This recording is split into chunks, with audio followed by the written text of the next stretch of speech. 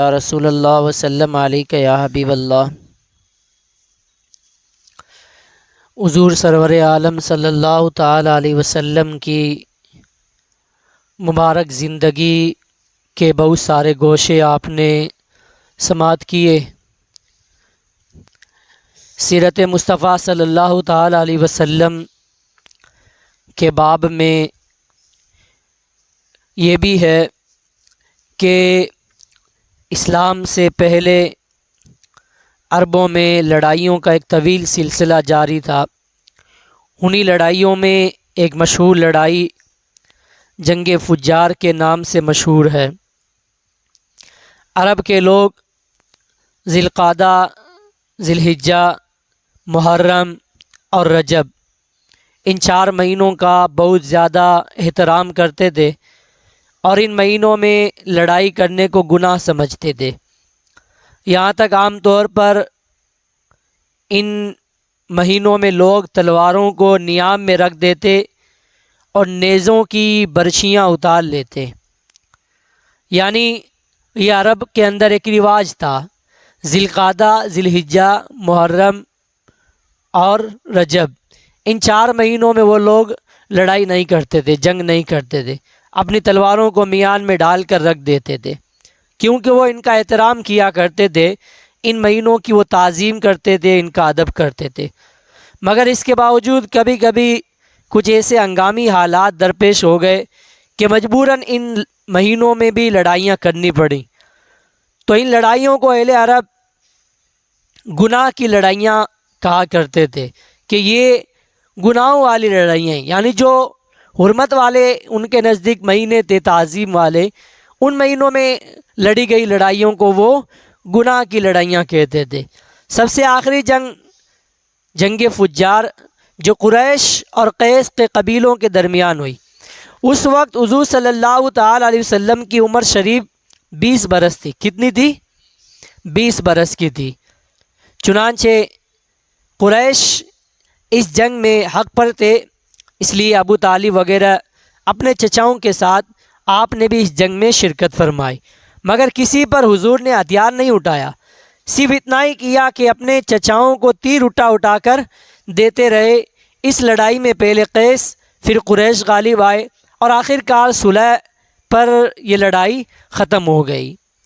یہ وہ جنگیں ہیں جو حضور صلی اللہ تعالی علیہ وسلم کے اعلان نبوت سے پہلے ہوئیں۔ یعنی حضور صلی اللہ علیہ وسلم کی عمر شریف 20 سال تھی، تو ظاہر سی بات ہے 20 سال میں آپ نے اعلان نبوت نہیں فرمایا تھا۔ 40 سال کی عمر میں حضور نے نبوت کا اعلان فرمایا۔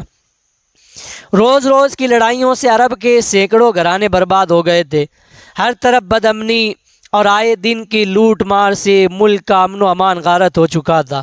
کوئی شخص اپنی جان و مال کو محفوظ نہیں سمجھتا تھا، نہ دن کو چین تھا، نہ رات کو آرام تھا، اور اس وحشتناک صورتحال سے تنگ آ کر کچھ صلح پسند لوگوں نے جنگ فجار کے خاتمے کے بعد ایک اصطلاحی تحریک چلائی کہ بنو ہاشم، بنو زہرہ، بنو اسد وغیرہ قبائل یعنی بڑے بڑے الگ الگ علاقے۔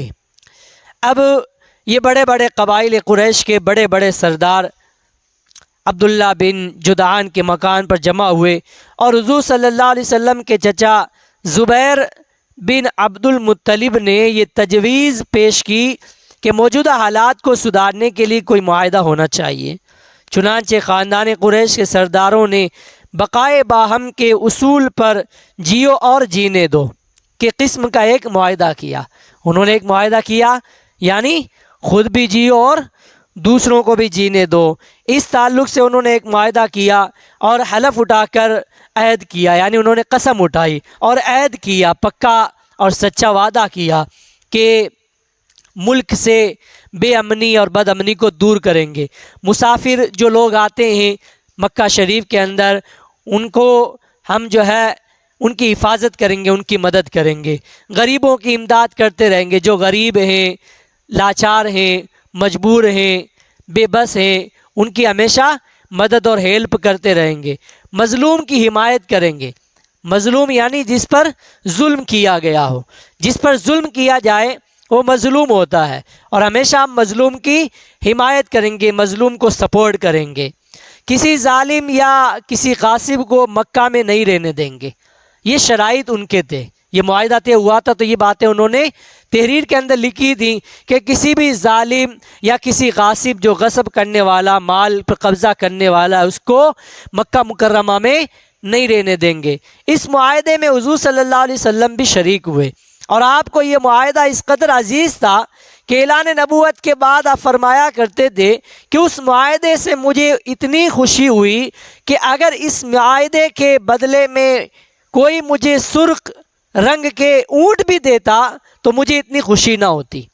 اور آج اسلام میں بھی اگر کوئی مظلوم یا اہل حلف الفضول کہہ کر مجھے مدد کے لیے پکارے تو میں اس کی مدد کے لیے تیار ہوں۔ یہ جو معاہدہ ہوا تھا اس کے اندر باتیں اچھی تھیں، غریب کی مدد کریں گے، اب غریب کی مدد کرنا اچھی بات ہے، مسافر کی حفاظت کریں گے، یہ بھی اچھی بات ہے، ملک سے بد امنی کو دور کریں گے اور بے امنی کو دور کریں گے، مظلوم یعنی جس پر ظلم کیا جاتا ہے، لوگ جس کو ستاتے ہیں، سزا دیتے ہیں، اس کو سپورٹ کریں گے، یہ بھی اچھی بات ہے۔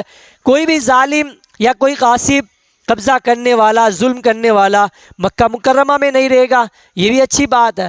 اس لیے کہ یہ باتیں اچھی تھیں، باتیں کیا تھیں؟ اچھی تھی، اس لیے ہمارے آقا صلی اللہ علیہ وسلم کو بہت زیادہ پسند تھی۔